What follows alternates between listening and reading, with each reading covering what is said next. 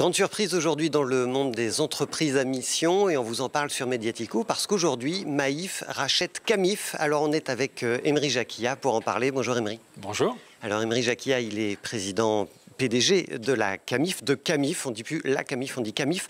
C'est quoi les modalités financières de l'opération?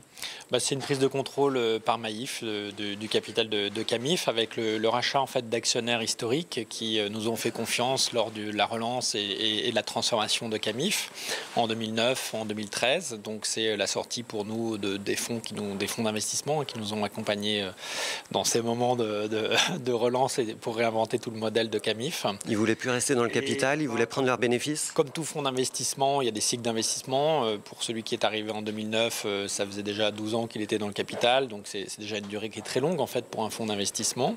Et puis pour Citizen Capital qui est rentré en 2013, c'est un fonds d'impact, mais ils doivent aussi rendre l'argent à un moment donné à leurs souscripteurs. Donc pour nous, il était important de trouver le bon partenaire pour les 25 prochaines années et de fait ensuite trouver une solution pour nos actionnaires sortants, on va dire.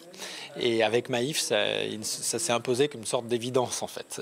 Et c'est, vous l'avez souligné, sous l'effet combiné de nos missions respectives que l'on se rapproche, partageant la vision que l'entreprise a un rôle à jouer dans la société, qu'elle doit être utile pour la société. Notre utilité et notre raison d'être ensemble aujourd'hui avec Maïf, c'est de développer la consommation responsable. Alors vous n'êtes quand même pas du tout sur les mêmes métiers entre l'assurance et puis les produits d'aménagement de la maison et de décoration. C'est quoi l'intérêt de Maïf de venir vous soutenir de cette façon-là? L'intérêt de Maïf, il faudra poser la question à Maïf, mais je pense qu'ils y ont vu un intérêt stratégique. Il y a répondu pendant la conférence de presse, mais Pascal Demurger a déjà dû partir. Ils y ont vu un intérêt stratégique, une façon aussi d'expérimenter quelque chose de nouveau par rapport à leur métier. Vous l'avez dit, c'est des métiers qui n'ont rien à voir. Par contre, il y a un point commun, c'est une base de clients, de sociétaires qui sont attachés à la consommation responsable, qui veulent donner du sens à leur achat, que ce soit dans le secteur de l'assurance ou dans l'équipement de la maison. On est aussi dans une maison commune, celle de la maison. Maïf est un acteur qui assure la maison, donc nous on est dans la maison. Donc il fait de l'assurance dommage, effectivement. Voilà, exactement. Et puis au-delà de ça, il y a aussi une proximité historique de par les sociétaires qui avaient créé en 1947 la Camif, la coopérative des adhérents aux mutuelles des instituteurs de France. C'est ça que ça voulait dire la Camif. La mutuelle des instituteurs de France, c'est la Maïf justement. La mutuelle des instituteurs de France, c'était la Maïf et c'est la Maïf créée en 1934. Donc ce sont les mêmes sociétaires qui ont créé ces deux sociétés qui ont vécu leur vie de manière assez indépendante, même s'il y avait évidemment une proximité des clients et puis une proximité géographique aussi. On est tous les deux des acteurs du territoire à Niort. Les deux plus fortes et emblématiques entreprises à mission, elles sont à Niort et aujourd'hui elles se rassemblent et elles unissent leurs forces pour, dans un marché qui est en train de grandir, celui de la consommation responsable, du e-commerce, donner plus de visibilité encore à l'offre Camif. Nous, c'est l'intérêt qu'on voit beaucoup à ce rapprochement. Multiplier les opportunités d'être vus, d'être davantage vus. On sait que ça a beaucoup de valeur dans le marché du e-commerce où c'est vraiment la guerre et c'est une façon pour nous de quelque part d'être moins dépendant des plateformes de génération de trafic américaines. Et là, ça veut dire être vu auprès des 3,5 millions de familles sociétaires de la Maïf, 8 millions de personnes. Exactement. Et ça, c'est un apport en industrie qui est énorme en fait pour Camif. Et c'est en plus en totale affinité en fait avec les choix de consommation que font déjà en fait ces sociétaires dans leur vie au quotidien, dans leur acte de consommation au quotidien. Donc c'est donner plus de visibilité à Camif, à tout ce qu'on en a fait depuis 10 ans. On a encore pour certains une image de marque qui est encore ancrée sur les instituteurs. On a encore 30% de nos clients qui pensent que c'est réservé aux instituteurs.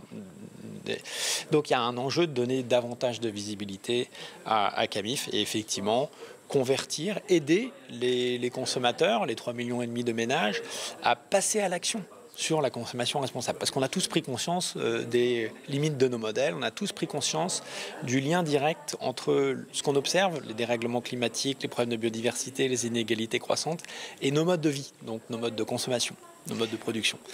Voilà. Dernière question, Emery.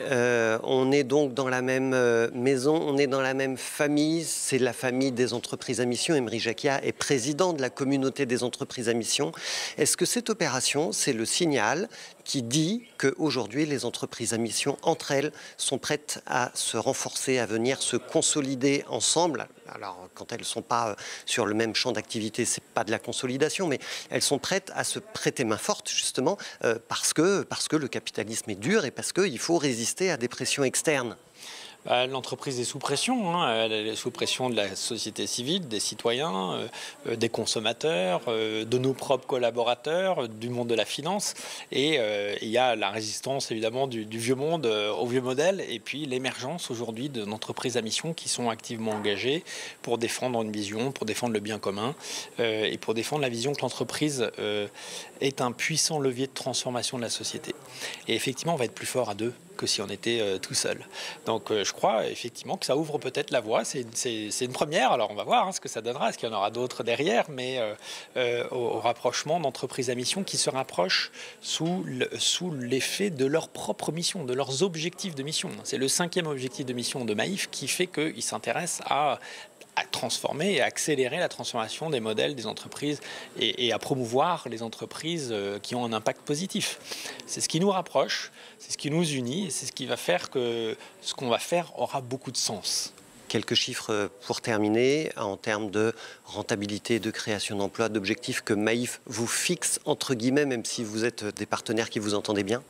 On n'a pas d'objectif fixé, chiffré. On sait que grâce à Maïf, on devrait pouvoir dans les 5 prochaines années doubler de taille. Ça veut dire doubler d'impact positif pour notre écosystème en termes économiques, pour les fabricants français, doubler l'impact social.